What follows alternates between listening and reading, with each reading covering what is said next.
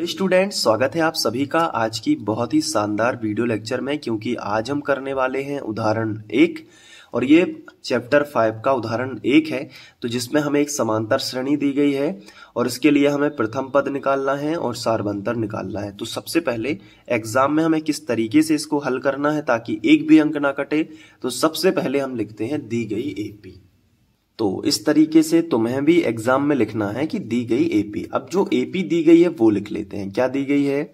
3/2 दी गई है, कॉमा 1/2 दी गई है, कॉमा -1/2 दी गई है, कॉमा -3/2 दी गई है। इसके बाद डैश डैश डैश लगा देना है। अब इन्होंने कहा है कि इसका प्रथम पद ज्ञात करो और सार्वंतर ज्ञात करो। ये बहुत ही सिंपल सवाल है, इसको बड़ी ही आसानी से आप कर सकते हो। चूंकि ये उदाहरण 1 है तो इसको सीखना जरूरी है। सबसे पहले आप यहाँ पे हेडिंग डालोगे प्रथम पद, बहुत ही आराम से। सबसे पहले क्या करोगे बेटा? प्रथम पद हेडिंग डालोगे। प्रथम पद क्या होता है? ए। इसको किससे दर्शाते हैं? ए से। और ए का मान क्या होगा? जो पहले नंबर पे आपको जो एपी में दिया गया है ना पद, उसी को लिख लो। तो प्रथम पद तुम्हारा है 3/2। तो प्रथम पद तो ज्ञात कर लिया। इसके बाद हम क्या ज्ञात करेंगे? इसके बाद हम ज्ञात करेंगे सार्व अंतर। तो सार्व अंतर को हम डी से दर्शाते हैं, जैसा कि आप सभी जानते हैं। तो सार्व अंतर डी बराबर कैसे पता करेंगे? दूसरे नंबर के पद में से पहले नंबर का पद घटा देंगे। यानी कि दूसरे नंबर का पद मैंने आपको सिखाया है, इसके पहले वाला वीडियो यदि नहीं देखा है तो देख लेना, जिसमें मैंने सिखाया है कि ए और डी कैसे निकालते हैं। तो दूसरे नंबर के पद में से पहले नंबर का पद घटा देंगे तो डी आ जाएगा। दूसरे नंबर का पद अपना 1/2 है, माइनस कर देंगे और 3/2।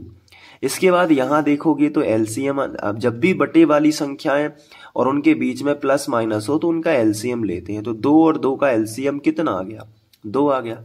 2 से 2 का भाग जाएगा एक बार, 1 का गुणा 1 में होगा तो 1 ही आएगा, माइनस। यहां देखो 2 का गुणा 2 में, 2 का भाग 2 में कितनी बार जाएगा? 2 1 कम 2, एक बार ही गया। 1 का गुणा 3 में करो, 1 तिया 3।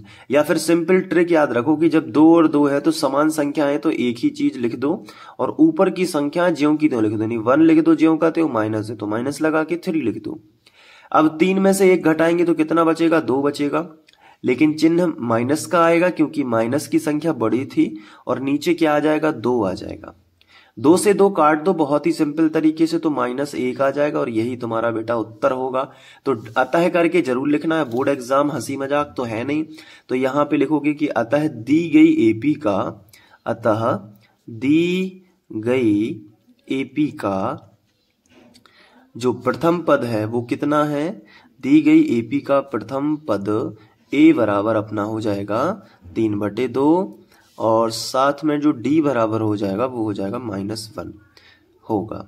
ऐसे लिख के आओगे, कोई भी तुम्हारा एक अंक नहीं काटेगा, एक भी अंक नहीं काटेगा, क्योंकि ये सवाल पूरी तरीके से आपने सिस्टमैटिक वे में किया है।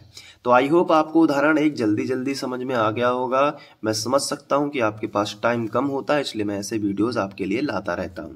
डिस्क्रिप्शन में सारे गणित की प्लेलिस्ट है, जरूर चेक कर लेना। Thank you.